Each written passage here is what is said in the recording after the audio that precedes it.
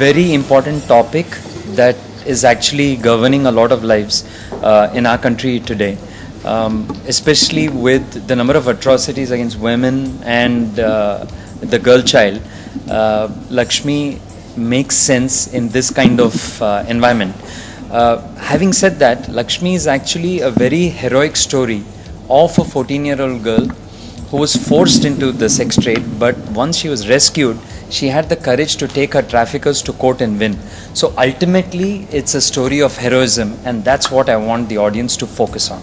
देखिए, मैं एक NGO के साथ काम करता हूँ जो ऐसे victims of sexual exploitation and trafficking उनको रेस्क्यू करती है और उनको रिहैबिलिटेट करके वापस समाज में इंट्रोड्यूस करने की कोशिश करती है.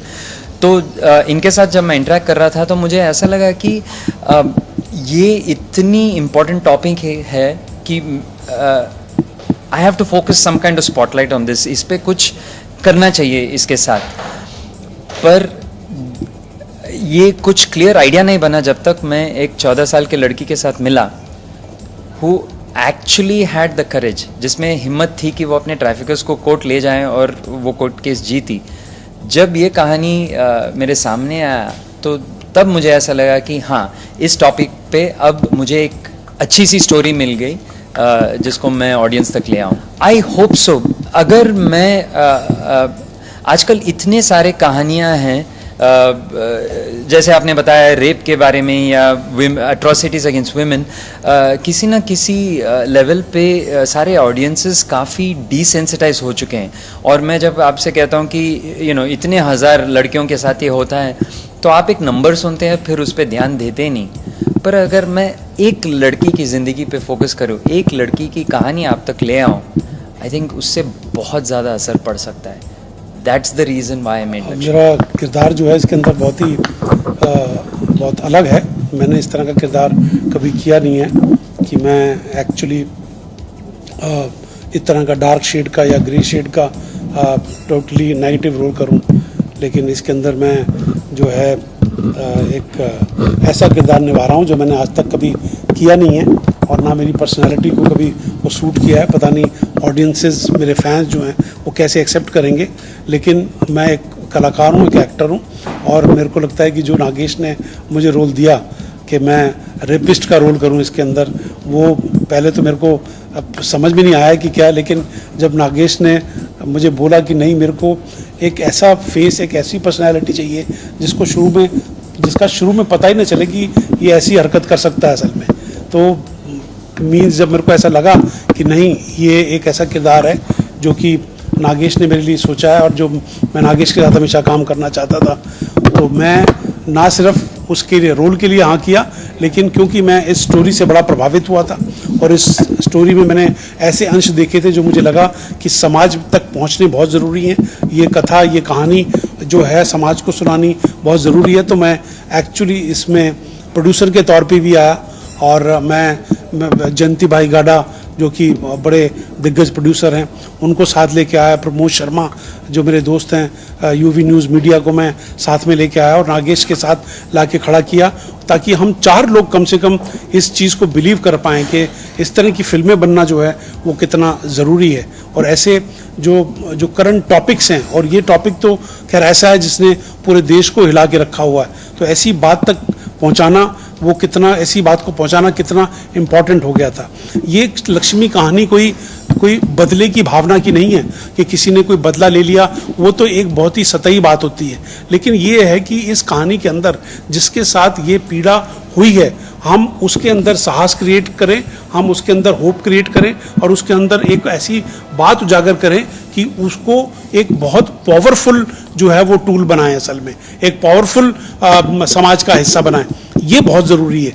किसी को थप्पड़ अगर आपने खाया है तो थप्पड़ मार देना वो बहुत सतही बात होती है. किसी ने आपको कुछ तकलीफ दी, उसकी तकलीफ को तकलीफ से वापस करना बड़ी वैसी बात होती है. रेपिस्ट का क्या हाल होना चाहिए, ये तो जो उसके साथ होना चाहिए वो तो होना ही चाहिए, लेकिन आपके साथ क्या होना चाहिए इसके बाद वो बहुत ज़रूरी है. और वो लक्ष्मी के अंदर वो जो साहस आया कि वो समाज में उठ के खड़ी हुई है और उन लोगों की आवाज़ और जो उनके खिलाफ उठाई है, वो इस फिल्म का खास हिस्सा है. और बहुत अलग बात है जो कि इसमें दर्शकों को बहुत अच्छी लगेगी कि कैसे एक 14 साल की लड़की जो है वो साहस जुटा पाती है अपने उन लोगों को सही मार्ग पे लाने के लिए, उनको सही सबक सिखाने के लिए। जो नॉर्मल एवेन्यूज़ होते हैं रिसर्च के लिए, जैसे कि आप ये रियल लाइफ लोकेशंस पे जाएं, यहाँ हमारे बॉम्बे में कमाटीपुरा है, ऐसे हर शहर में एक रेड लाइट एरिया होता है, वो तो बेसिक रिसर्च होता है। मेरे सबसे ज़्यादा रिसर्च हुआ था डायरेक्टली इन विक्टिम्स के साथ इंटरेक्ट करके उनके साथ समय बिताना। ये फर्स्ट हैंड जो इन्फॉर्मेशन आता है उनके तरफ से, इसका कोई सब्स्टिट्यूट नहीं है। और जब ये आप एक इंसान की कहानी सुनते हो, इट इज़ वेरी डिफ़िकल्ट कि इट डजेंट अफेक्ट यू, और मेरे साथ बिल्कुल वही हुआ। So I have used real life characters for my research for this film. मैं पहले भी अपने फिल्मों में एक्टर डायरेक्टर के बेसिस पे काम किया, पर इसमें डिफरेंस ये था कि हैदराबाद ब्लूज़ जो 15 साल पहले बनी थी, उसके बाद मैं पहली बार एक फ़िल्म को इतनी तेज़ी से कंप्लीट किया। फिल्म बनी सिर्फ 22 दिन में, तो थोड़ा और चैलेंजिंग बन गया कि एक रोल प्ले करूं, उसके साथ डायरेक्ट भी करूं। पर प्रॉब्लम ये भी था कि पहली बार मैं एक बिल्कुल कह सकते हैं अलग कैरेक्टर प्ले कर रहा हूं, जो मुझ में और वो कैरेक्टर में बिल्कुल कुछ कॉमन है ही नहीं। तो इट वाज वेरी स्केरी। और लास्टली ये बताना चाहूँगा कि मैं स्क्रीन टाइम शेयर कर रहा था 3 बहुत ही अच्छे एक्टर्स के साथ, एक सतीश, एक शेफाली, एक राम कपूर। तो जब एक एक्टर दूसरे एक्टर के साथ काम करता है तो सीन में ये डर लगने लगता है आपको कि हाँ यार मेरी एक्टिंग में कुछ कमी रह गई। So it was challenging but we had a good time. नहीं, उनको शॉक लगेगा शायद पहली बार देख करके तो वैसे हंस पड़े, लेकिन उनको पता चलेगा कि मेरे को नहीं लगता कि उसकी पहली प्रेजेंस पे आपको हंसी आएगी, क्योंकि किरदार का जो पूरा जो लुक है वो एब्सोल्यूटली डिफरेंट है। और कई लोग तो ट्रेलर में पहचान नहीं पा रहे हैं कि ये सतीश कौशिक ही है जो एक्चुअली जो दिखाई दे रहा है। तो शॉक देने वाली बात है, तो अच्छी बात है, एक्टर के लिए अच्छी बात है कि उसको अलग तरह का काम करने का मौका मिले। नहीं, वो बात फर्स्ट टाइम की नहीं है, फर्स्ट टाइम की बात नहीं है कोई। ये एक देखिए, जो भी कोई एक्ट होता है उसके अंदर आपको एक किसी को तो किरदार वो प्ले करना पड़ता है कि जिसने तकलीफ़ें दी हैं, मतलब ठीक है ना। तो वो तकलीफ़ें ऐसा किरदार करने पे भी एक्चुअली आप एक्चुअली उस मूवमेंट का साथ दे रहे हैं, ताकि आप उसको जितना गलत दर्शाएंगे और जितना उसको सज़ा मिलेगी और जितना गलत क्रूर दिखाएंगे उतना ही बेटर आपका एक्चुअली हीरोइज्म भी और हीरो भी निकल के आएगा। तो मेरे को लगता है कि मेरे लिए एक चैलेंज था, जैसे कि नागेश ने कहा उसके लिए भी चैलेंज था, मेरे लिए भी चैलेंज था to do really a very bad role, dark role and a grey shade character. Idea तो वो था नहीं। हम फिल्म को प्रमोट करने के लिए एक सेंट्रल टैगलाइन के लिए सोच रहे थे, और वो टैगलाइन है आर वी बीइंग ह्यूमन। हाँ, डेफिनेटली अगर सलमान खान जैसे एक्टर इस फिल्म का साथ दें तो उसमें बहुत फ़र्क पड़ता है, बट ये आइडिया था नहीं, क्योंकि ये सवाल मैं सिर्फ ऑडियंस से पूछना चाहता था कि जब कुछ भी ऐसे रियली हॉरिबल इंसिडेंट्स होते हैं तो हमको अपने आप से पूछना चाहिए कि हमारी इंसानियत गई किधर। That's the reason for it, are we being human. हर फिल्म मेकर यही चाहता है कि फिल्म की सक्सेस बॉक्स ऑफिस पे हो, पर ये कोई गारंटी नहीं है। मेरा हमेशा यही अटेम्प्ट रहा कि मैं फिल्म को जितनी ऑनेस्टली बनाऊं, बस वो मेरा काम है। बाकी जो बॉक्स ऑफिस के साथ होता है ये मेरे कंट्रोल में नहीं। फिल्म का काम ये नहीं है कि ऑटोमेटिकली ऑडियंस में कुछ बदलाव ले आए, पर ओवर टाइम फिल्म में इतना पावर है कि वो ऑडियंस के साथ एक आइडिया छोड़ जाए, थोड़ा सेंसिटिविटी क्रिएट करके एक आइडिया छोड़ जाए, जिसका असर आगे चल के ज़रूर हो सकता है। ये मेरा बिलीफ है। मैं हूँ नगेश कुकनूर, और सब व्यूअर्स के लिए very very happy new year. अभी तक ऐसी फिल्में करने की कोशिश की हैं जो पिछली फिल्म जो मैंने की उससे बेहतर हो या एटलीस्ट उस लेवल की हो. It has to be worth doing it. और ये फिल्म जब मैंने सुनी, कहानी जब सुनी, तो मुझे लगा ये कहानी बतानी ही चाहिए. और ये रोल मैंने इमीडिएटली हाँ कह दिया. तो जो किरदार मैं कर रही हूँ, यस, ऐसा किरदार मैंने पहले किया नहीं है. I play the madam of a brothel. और ना कोई रेफरेंस पॉइंट था, ना कोई कि लगे कि अच्छा ऐसा कोई कैरेक्टर है जिसके बारे में मैंने देखा हो या पढ़ा तो है.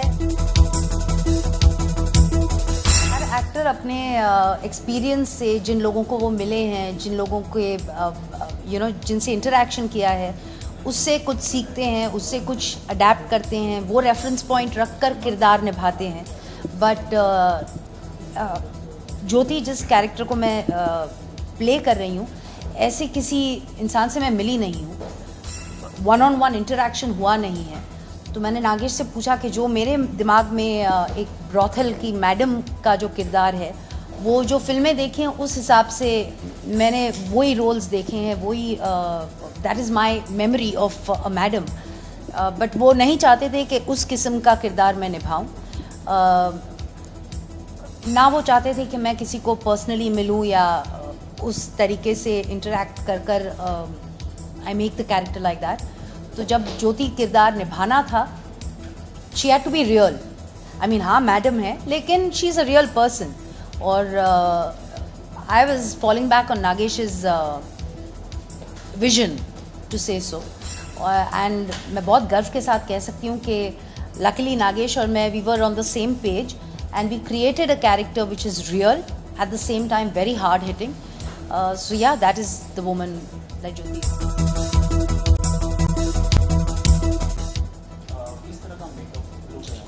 Well, आधे से ज़्यादा फिल्म में कोई मेकअप नहीं है, so that was great, which was fantastic actually. और जिस सीन्स में मेकअप है वो obviously बहुत ही ज़्यादा गैरिश और बहुत loud. And the costumes are great, the setting is fabulous.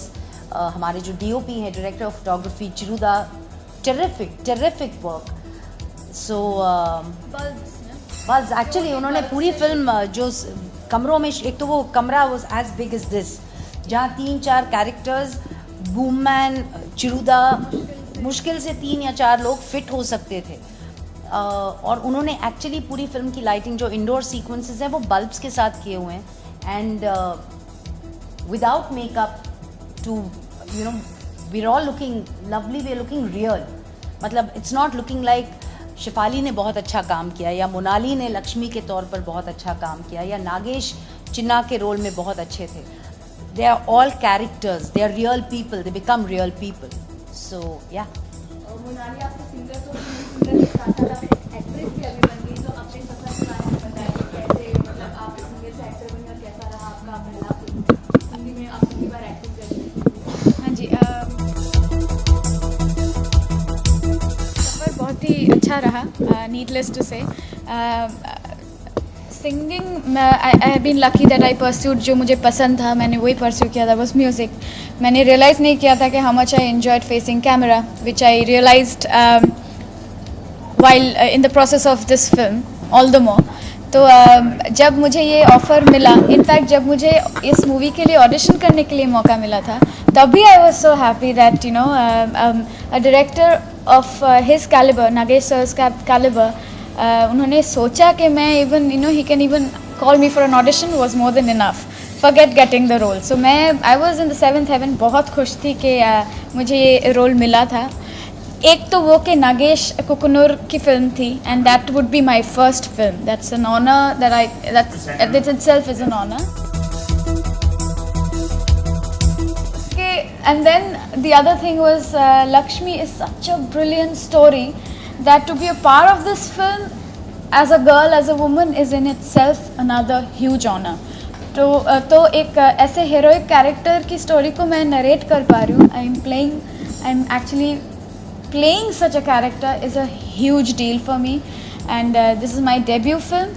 So I think I'm already very proud of the fact that I'm a part of this film. In fact ये बहुत ही relevant film है आज के तौर पर। ये ना सिर्फ लक्ष्मी की कहानी है जो एक बच्ची चाइल्ड प्रोस्टिट्यूशन में, फ्लैश ट्रेड में धकेली जाती है, पर ये कहानी हर लड़की की है, हर औरत की है जिसके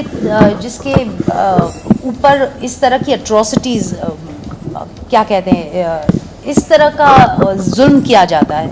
and the fight comes from with in.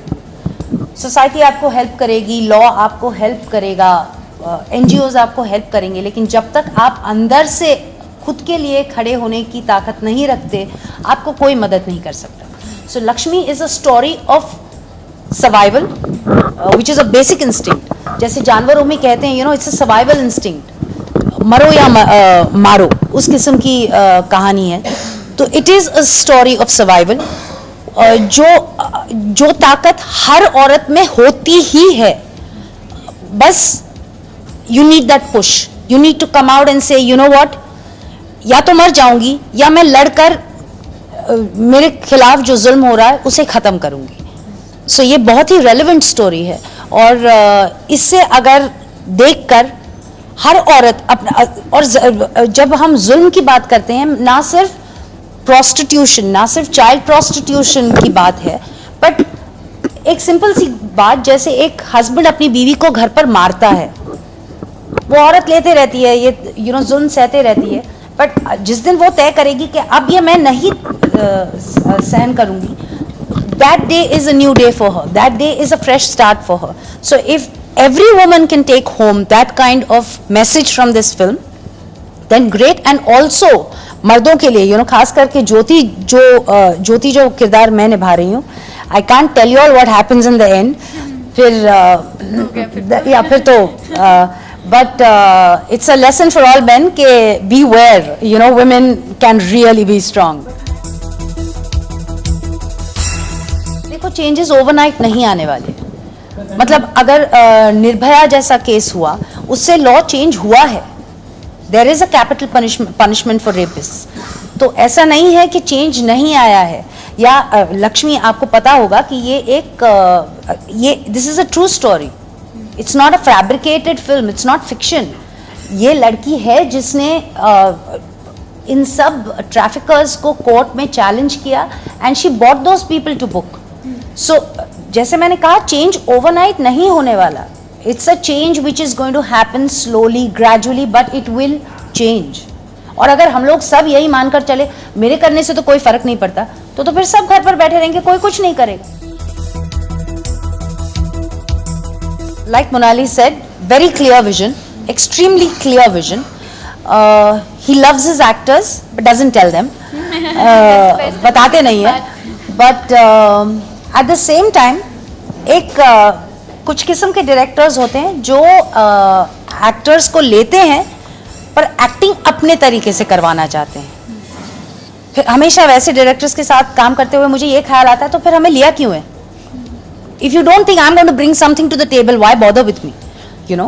But there is a director over here जिसे पता है इस एक्टर को लिया है, ये इसके असेट्स हैं, ये इसकी पॉजिटिव है, और ये फिल्म में is going to bring her own contribution, तो उसको उसकी जगह दो।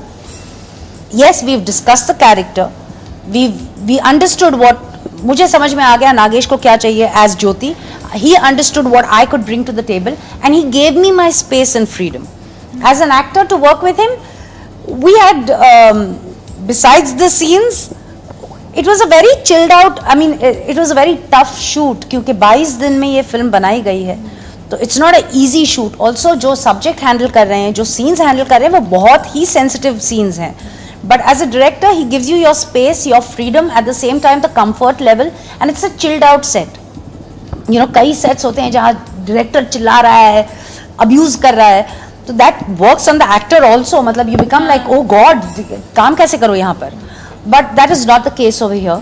So everyone was in complete sync. We were all perfectly fit together, and that's what shows in the film. It's a question to yourself. ये सवाल हम खुद को पूछना चाहिए. Are we being human?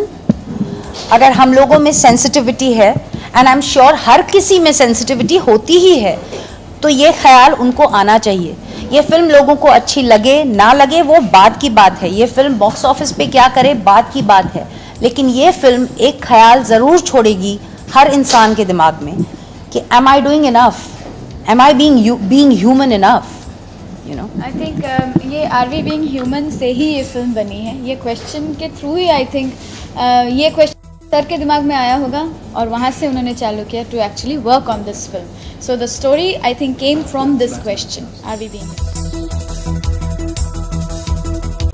Happy New Year, a very Merry Christmas, have a great year, have a safe year, take care of yourself, go out and party but please be safe, don't drink and drive, and don't go into parties where you don't know people, please. It's this is not the last New Year of your life, let there be many wonderful more to come.